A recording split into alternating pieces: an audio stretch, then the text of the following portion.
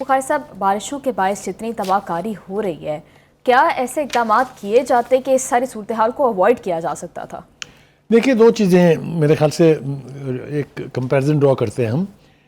میں نے شاید پہلے بھی کہا تھا کہ سوئسائڈ بمبر جب گھر سے نکلتا ہے نا، کیونکہ اس نے اپنی زندگی تو ختم کرنے کا فیصلہ کر لیا ہوا ہے، لہٰذا اس کو دنیا کی کوئی طاقت روک نہیں سکتی ہے. جی. یہی معاملہ قدرتی آفات کے حوالے سے بھی ہے. جی. جو آفات نیچر کی طرف سے نیچرل کلیمٹیز کہتے ہیں ہم، وہ اگر آئیں گی تو اس کو روکنا ممکن آپ کے بس کی بات نہیں ہے کہ آپ اس کو اینٹیسپیٹ کر کے کہیں روک لیں. اگر کلاؤڈ بسٹ ہو رہی ہے تو کوئی راستے میں کوئی ایسا جال نہیں بچھا سکتے آپ جس سے وہ رک جائے. اس نے تو آنا ہے، اور جب وہ آئے گا نیچے تو اس سے تباہی بھی پھیلانی ہے. ایسی صورتحال میں سب سے امپورٹنٹ ایلیمنٹ ہوتا ہے rescue and rehabilitation relief operations. کیا ہم اس کے حوالے سے فیل ہوئے ہیں؟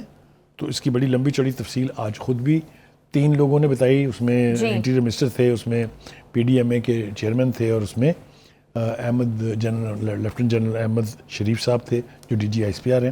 انہوں نے تفصیل کے ساتھ تصویریں دکھا کے اسکرین کے اوپر دکھا کے بتایا کہ کتنا میسو ریلیف آپریشن جو ہے اور ریسکیو آپریشن جو ہے وہ اٹ از ان پروگریس. تو ایک تو یہ یاد رکھیں کہ جو نیچرل کلیمٹیز ہیں ان کے لیے آپ صرف ریسکیو اور ریلیف کی بات کر سکتے ہیں اور لیٹر ریکنسٹرکشن کی بات کر سکتے ہیں. لیکن یہ جو کراچی کا ذکر آپ نے کیا ہے دیٹ از امپورٹنٹ. وہاں تو کوئی نیچرل کلیمٹی نہیں آئی ہے نا، وہاں تو بارش ہوئی ہے. ایگزیکٹلی. اور بڑے بڑے دعوے کیے گئے تھے کہ جی وہ وہاں نالے صاف کروا دیے ہیں اور وہ جی رکاوٹیں ہٹا دی ہیں.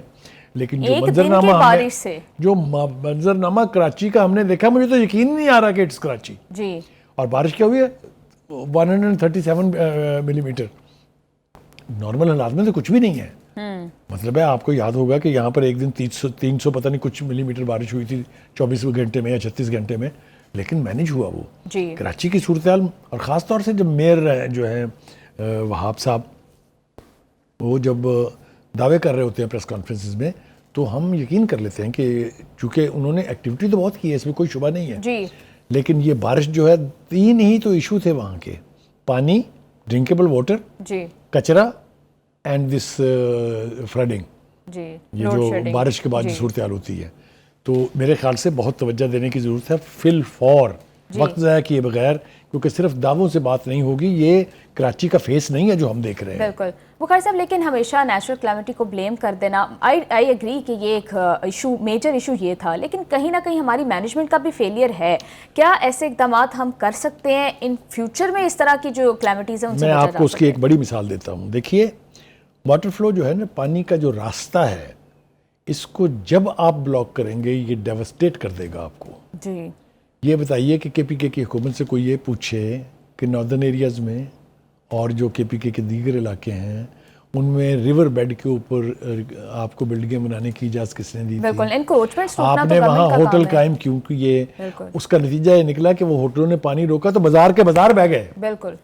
ایک کنبے کے 20 فرد گئے، کوئی علاج ہی نہیں تھا، اس لیے کہ آپ نے نیچرل فلو آف واٹر جو ہے اس کو روکا ہے. پوری دنیا میں یہ ایک فینومینا ہے کہ if you will block the water flow it will devastate you. جی. یہی منظرنامہ ہم نے پورے جو گلیات کہہ لیجئے یا پورا جو ناردرن ایریا ہے، پورا جو کے پی کے ہے، اس کے اندر یہ مسئلہ ہے کہ ریور بیڈز یا جو نالے ہیں برساتی، ان کے راستوں میں آپ نے کنسٹرکشنز کی ہیں، ان کے راستوں کو روکا ہے. یہ تباہی بہت کم ہو سکتی تھی اگر ہم نے تو یہ تو وہاں کی حکومتوں کا کام ہے نا. بالکل بخاری صاحب، نیچرل کلیمٹیز تو دیگر ممالک میں بھی آتی ہیں، ڈیولپنگ اور ڈیولپڈ کنٹری، اور انہوں نے انفراسٹرکچر اس طرح کا ڈیولپ کیا ہوا ہے کہ وہ اس سے ڈیل کر لیتے ہیں ایزیلی. یہی کام ہوتا ہے لوکل باڈیز کا بھی، یہی کام ہوتا ہے صوبائی حکومتوں کا بھی، جس میں ہم جو منظرنامہ ہے اس کے اعتبار سے فیل ہوئے ہیں. لیکن جیسا میں نے آپ کو کہا، اگر ہم یہ کمپلیمنٹ نہ کریں کہ جو ریلیف اور ریسکیو آپریشن ہے وہ اس وقت فل سکیل ہے. کوئی تقسیم نہیں ہے کہ جی یہ کے پی کے کی حکومت ہے تو وفاق نے نہیں کرنا. وفاق نے اور فوج نے اس کو ایک نیشنل ایشو کے طور پر چیلنج لے کے اس کا آپریشن شروع کیا ہے.